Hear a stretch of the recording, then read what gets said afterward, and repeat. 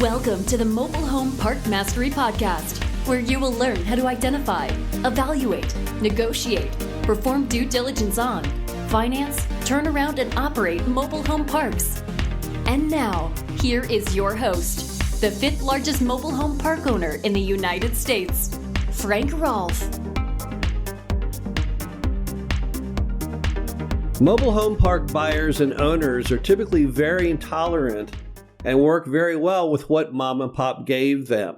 Whether it's the number of lots, certainly the location, mobile home park owners typically are a happy-go-lucky group who don't try and find fault with mom and pop's creation, but to work within its boundaries.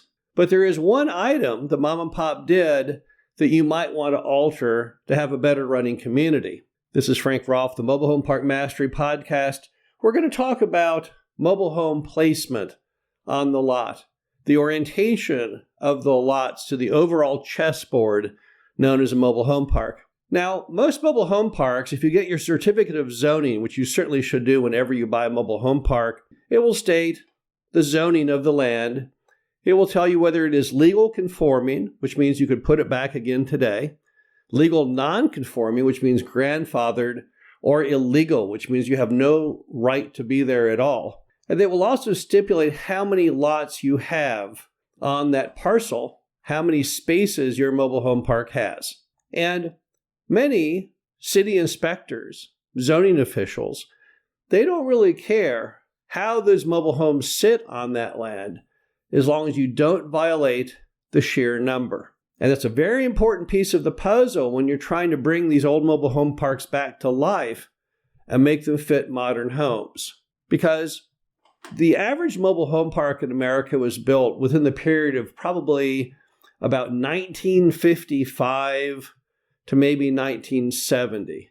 And in that short window of time, most mobile homes never exceeded about 50 feet in length or so.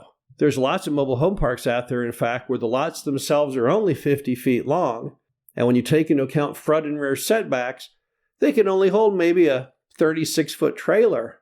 And that was a huge trailer back when many of these properties were built. But of course, the modern mobile home is far longer. The gold standard of the industry, the 3-bedroom, 2-bath, is typically 76 feet long from the front wall to the rear. And additionally, mobile homes, back when many of these parks were built, typically range from 8 to 12 feet in width, whereas today's modern homes range from 14 to 18 feet wide. So as a result, we've got a little bit of obsolescence here on the way the lots were constructed, configured, based on modern home sizes. And don't forget that those modern home sizes have some other items you have to worry about. For example, when a 76-foot home goes into a mobile home park and it tries to swing around the corner, perhaps you've got a park that's on a horseshoe and they have to swing around, well, that thing needs a much wider turning radius for it to swing around that corner. There's all kinds of little complications that come from the fact that modern homes are bigger. So when you buy a mobile home park and it's set up for small homes, what can you do about it? Well, one obvious thing that many people do with mobile home parks is they will go ahead and set the home over 2 lots. Let's assume you've got 2 lots that are each 50 feet long. You've got a home that's 76 feet long. You would put the mobile home across not only your one vacant lot, but also the vacant lot behind. That's a pretty common fixture in many mobile home parks. And in fact, if you've got 4 vacant lots, what you can often do is you can put the 76-foot home across 2 end-to-end vacant lots and another one against maybe a neighboring 2 end-to-end vacant lots, and then you can put a third home running parallel to the road. That's called a 3-for-4 configuration. So now we're kind of testing the boundaries of what we can do, given the fact that no one really cares how many homes we have in the park, as long as we haven't exceeded the number that we have on our permit. But yet, there are other considerations you might have as far as reconfiguring your spaces. Now, I had a mobile home park once out in Oklahoma City, and it was what was called a radial park. Radial parks, which are nice looking, but it's kind of weird today.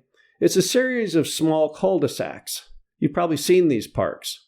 So you go in the park, and then there's a little cul-de-sac coming off the main road. They're kind of like a shotgun park, only there's cul-de-sacs going off both the right and the left. And in these cul-de-sacs, the homes are like a ray of sunshine. If you look at an aerial picture, that's exactly what it looks like. It looks like little rays of sunshine emanating off the main road. But the problem with those little rays of sunshine is when you put longer homes on those little rays, they hit each other because they're far longer today. And as they stick out, they literally will whack the homes on the other little cul-de-sac. So what do you do in parks like that? Well, I had a park just like that in Oklahoma City. So I started reorienting the homes. Instead of little rays of sunshine, I had them all aligned straight. Imagine, picture that. A mobile home park with little cul-de-sacs, but instead of having them like little rays coming off of the center of that little turnaround in the cul-de-sac, I had them oriented at a right angle to the main street. By doing that, they no longer hit each other. By doing that, I was able to bring in larger homes. So now I'm actually going in and revising the configuration, the orientation of the home to the street. And in many mobile home parks, that's not a bad idea to do. To look at it very seriously and say from a long-term perspective, particularly if you're filling a lot of vacant lots, is what I have here even workable? And if the answer is, well, no, not too good an idea, then why would I do that? Why would I do something that was built for the 50s and the 60s when nobody cares if I reorient those into a different format? Also, there are parks that I've seen that we've done diligence on, particularly down in Florida, where you can't even fill the vacant lots down the streets because no home built in modern times is able to negotiate the sharp turns required on the layout of the park. You could often have a single home blocking you from filling 20 or 30 vacant lots down the street, and you end up having to buy tiny homes to get around that bend in the road. Once again, you may want to reorient the lots. You may say, you know what? That home there, which is blocking like a traffic jam, all the incoming traffic, we're going to go ahead and take that home and turn that in an entirely different direction. You may even elect to take that home out of your park to allow you to then move homes freely in and out to get those lots occupied. So once again, we're taking an old mobile home park and we're bringing it back to life by changing the orientation of the homes to the park. And then sometimes you've got mobile home parks that you look at buying, and when you get your survey, you find that the back of some of the mobile homes cross into the neighboring property. Not because they needed to, but because mom and pop, when they were bringing them in, they never knew truly where their property boundary was, and they were too cheap to pay for a survey. So as a result, you've got, say, 4 homes or 5 homes on one street that stick 2 or 3 feet into the neighbor's property. And that's going to cause you nothing but grief down the road, because when you go to refinance that park or sell it, it will be immediately flagged as a survey issue, and now you've got to go ahead and solve it. Now, sometimes you might say, well, I already owned that right to be like that, some kind of adverse property right. Some states have that rule. If you don't get notified in writing by the neighbor that you encroached on their land after a certain period of time, it triggers what's called adverse possession, and you have the right to continue on in that use. But that's not going to satisfy many lenders or many buyers, that argument, and you don't have the time to go through court at that point and try to get some judge to rule in your favor. So instead, in those cases, you're better off just moving the homes forward if you have the room and being done with it. So once again, we're changing the orientation of the trailers that you got when mom and pop gave it to you because what they have is no longer working. Also, some parks have floodplain. It's a common feature of many mobile home parks, but it's been a much more severe issue these days because we've all seen all the flooding in North Carolina and Florida and other states. And you can sometimes fix the issue by taking the homes that are in the floodplain and moving those lots elsewhere, or somehow vacating the part of the land that's in the floodplain. We had a park like that in Kansas once. There was a street which had flooded, so we just elected to not put homes back on that street till we could solve the flooding problem. And when we did solve the flooding problems, we again did not fill the street, but we left the portion that would still flood without any homes on it. Mom and Pop could have done that, but they didn't. Maybe they weren't too focused on the floodplain at that point, or maybe the flooding has grown worse over time. But nevertheless, what I'm trying to do is take the old mobile home park and find new ways to bring it back to life, to reorient it so that it works more efficiently.